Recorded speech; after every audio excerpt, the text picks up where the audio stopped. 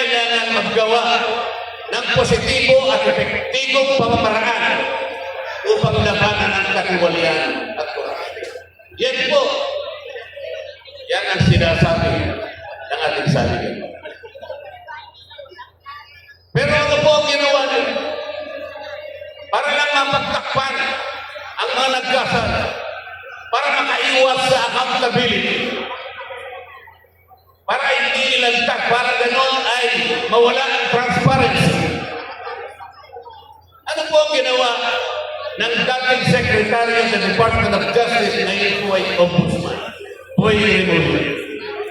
Nung tinanong siya,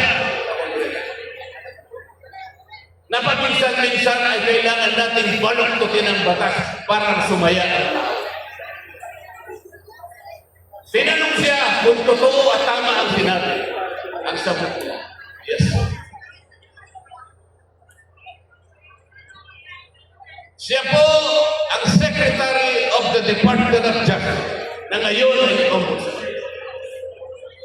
Yung kanyang Prosecutor General, kamakailan lang ay dumalo sa aming pagtitipon sa Blue Ribbon Committee. Doon ay pinilit na naman nila na yung restitution, yung pagsusoli muna ay kailangan gawin ng sino man na gustong mag-apply sa ilalim ng witness protection. Isipin po, kahit wala sa tuntunin, kahit hindi requirement ng batas, ipipilit nila, mabaluktot lang ang batas. Kayo po ba, kapag pumunta kayo sa isang restaurant, ang unang pupuntahan, o ang unang pupunta sa inyo ay yung waiter, bibigay yung menu. Doon ay makakapamili kayo kung anong gusto ninyo kayo. Halimbawa po, ay pinili ninyo na iluto para sa inyo ay paksiw. Paksiw na bangus talaga. Pagkatapos na maibigay nyo sa kanya ang inyong kagustuhan, bigla niya kayong binulungan. Sir, Madam, bago ko po iluto ang inyong iniling na paksiw, ay kinakailangan pumayag kayo. Ngayon ay lalagyan ko ng toyo. Papayag pa kayo? Eh, ang iniling ninyo paksiw eh. Ang gusto ng Prosecutor General, kahit wala sa batas, ilalagay niya bilang isang requirement para lamang hindi mag-qualify yung tao na gustong tulungan ng gobyerno para musigin kung sino yung nagkasala. Yun po ba'y transparent? Transparent po ba yun? Pa-English pa na. Nakala na siguro, hindi nyo naiintindihan yung English niya. Bakit? Kahit convoluted ang kanyang paliwanag. Ang totoo niya, mas marami pa sa inyo mas marunong mag-English kayo sa kanya.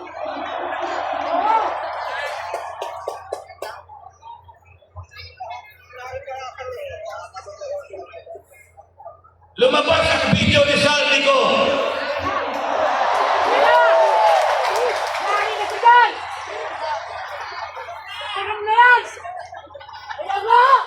Ano sabi? Ano sabi nila? AI yan?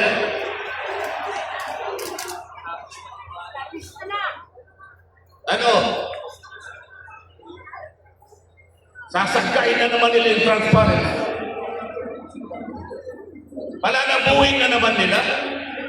Para sa ganon, yung accountability ay hindi natin may bibigyan. AI ba yun? Yung AI walang anino eh. Nakikita ko yung anino ni Saldi.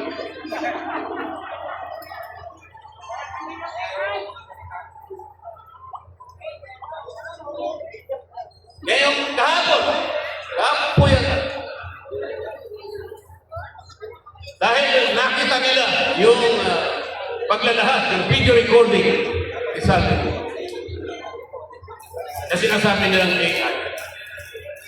paano magiging AI, ito'y unang lumabas sa official page ni Saldico mismo.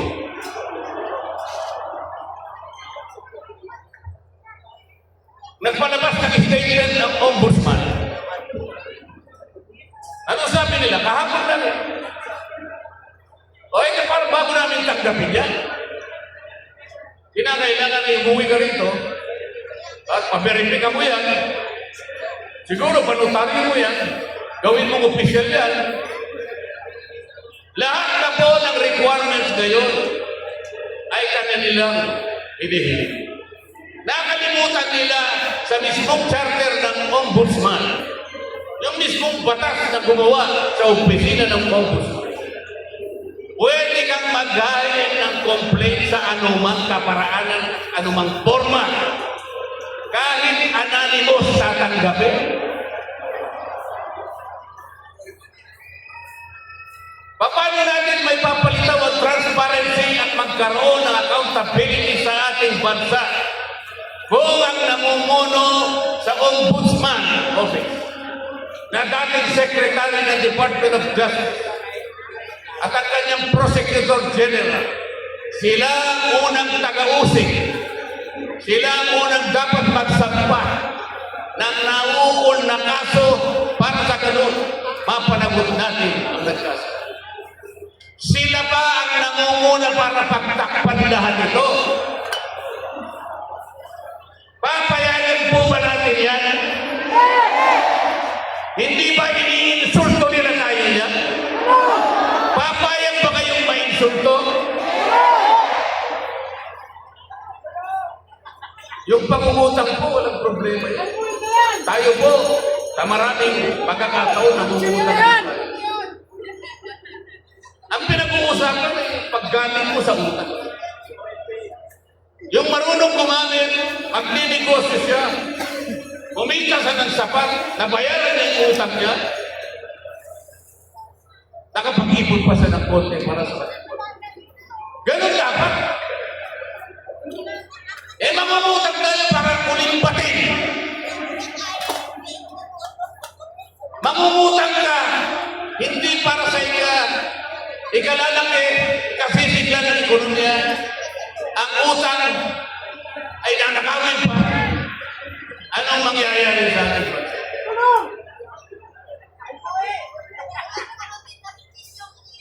Mga kababayan, naalala ko po si Isaac sa panahon ng bayan ng Israel.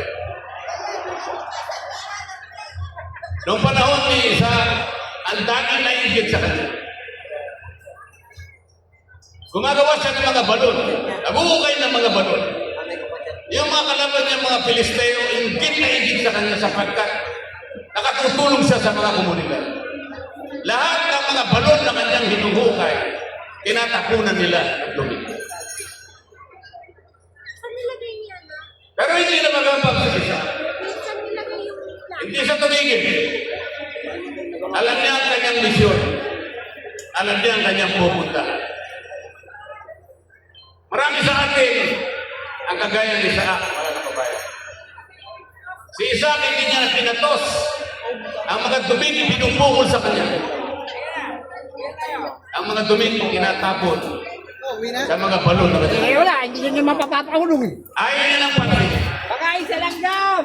Katulad kanina na sinabi ng siyang nagsalita sa ating harapan. Pati pala itong ginagawa natin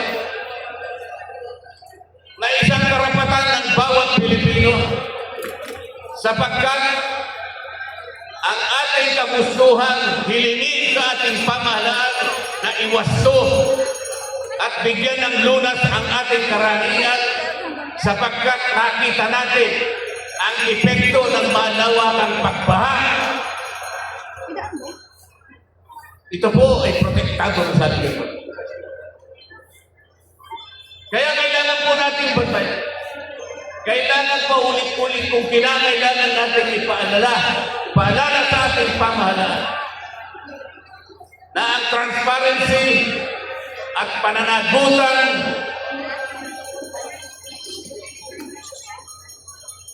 ay ito lamang ang tanging dahilan para tayo magkamit ng katarungan. At ang katarungan ito ay siyang magdadala ng biyaya ng demokrasya na ating pagsasaluhan bilang isang bansa. Salamat po sa inyong pagkakaisa. Salamat po sa inyong pakikiisa sa ating pamamahala. Mabuhay po tayong lahat. Maraming salamat po.